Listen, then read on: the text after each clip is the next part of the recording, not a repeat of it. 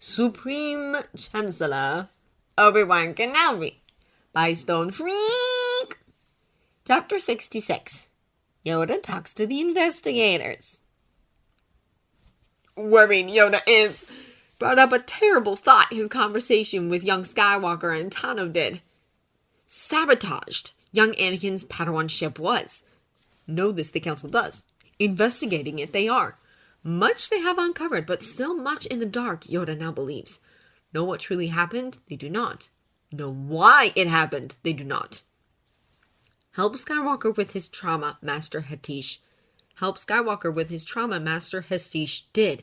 On a mission to help other traumatized children, she went. Died, she did. Coincidence it could be, but worried that it was not, Yoda does. If sent on more than his share of missions Obi-Wan was, why so? To separate him from Skywalker, perhaps? If so, get rid of Skywalker's other closest support pillar, his mind healer? Why not? A former war zone with traumatized children, said Master Hatish. Obvious the choice was. But if falsified the report was, if former war zone, former was not, then sent to her death Master Hatish was. Murdered she would have been. See it they did not. Unfortunate and tragic circumstances they believed it. Followed Senate information and demands they did. They do. They have for centuries. If under a Sith Lord the Senate is, murdered Jedi, how many are there then? Trap of the Sith the Senate has become? If so, escape the trap, how can they? Simply leave they cannot. If try, they do. Close the jaws of this trap, no doubt would. Worried Yoda is. Let the feeling go he cannot yet. Meditate he needs to, but task before him he has first. Talk to Master Namun and young Ele. He must.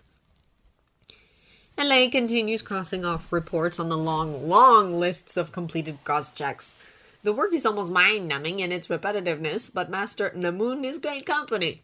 Whenever they take a break, she regales Ele with a story from the temple, a Jedi myth, some of her research, or a mission she's been on in the past. There is a part of Ele that worries, however. She's been away from Our Lady's side so much lately, and while she trusts her handmaiden sisters implicitly, she cannot shake the feeling that she's somehow neglecting her duty. However, she understands why Her Lady deemed this so important. There are so many reports that come up with inconsistencies when compared to the automatically saved copies from the secondary backup hard drives shared by Naboo and several of its neighboring systems.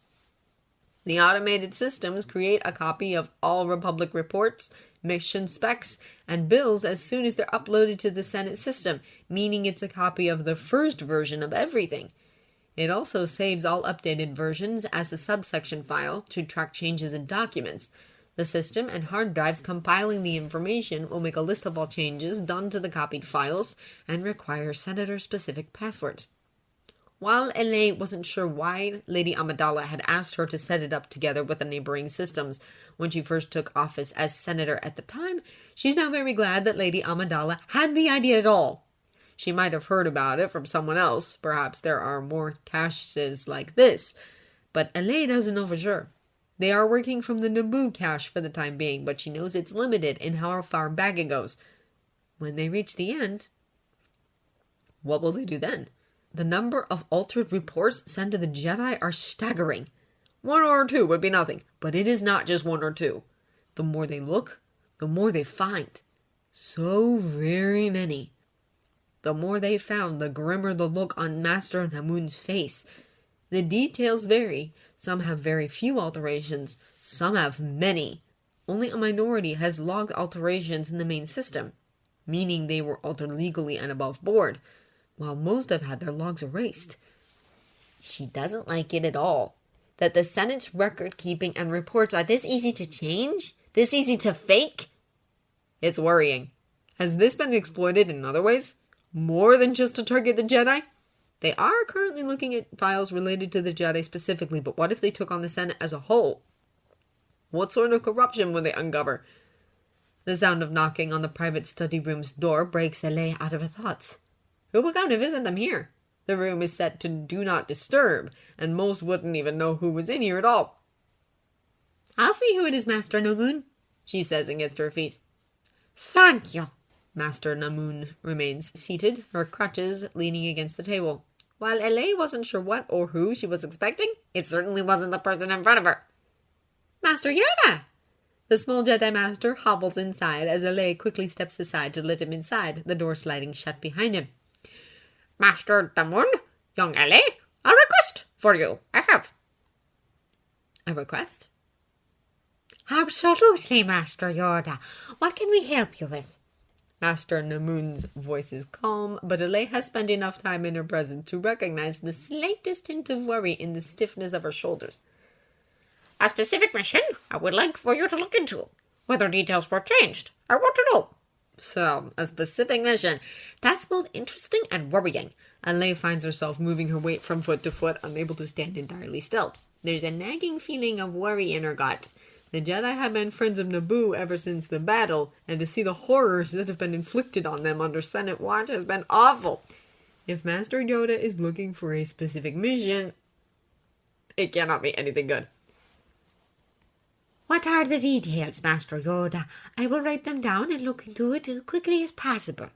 Master Namun says as she pulls a piece of flimsy, closer, Bristol pen ready in her hand. About 14 years ago it would be. A mission to Immense. Went on it, Master Hestige and Padawan Arith did. Master Namun visibly startles. Her eyes widen and her mouth drops open. It's obvious that she recognizes the mission Master Yoda is talking about. Bahrani Hestige and Padawan Arith. They died on that mission to Immense. You believe? She trails off, but her implied question is clear. No, I do not. Make hasty judgments, I do not wish to. But possible, I believe it is. Master Yoda's ears droop and his eyes are trained at the floor. Master Namun draws a deep shuddering breath and nods. Absolutely, Master Yoda. I will look into it as soon as I finish the report I'm currently working on. How do I divulge my results? Sensitive information cannot be sent over comm. It's only ever spoken of in private rooms with jammers running. Schedule a meeting with me. You should. If something of note there is, take it to the council. I will. If not, then leave it be. We shall. The words hang heavy in the air for the briefest of moments. Understood, Master Yoda. Master Namun says and nods her head once. They share their goodbyes before Master Yoda heads off again, and Ele takes her place at the table again. Master Namun's eyes are far away, but they are also shinier than usual. A hint of tears. Master Namun? Ele breathes, worried. Master Namun doesn't turn to face Ele, barely reacts to her presence at all. Bahrani Hestige was a good friend of mine. Her loss was terrible. If she was murdered... She doesn't finish the sentence. Ele bites her lip and feels an ice-cold lump form in her stomach. All of this is remote to her. It's horrible, but it is also slightly unreal. It's names of people she doesn't know and have mostly never met. But Master Namun must know some of these people. How much worse mustn't it be for her?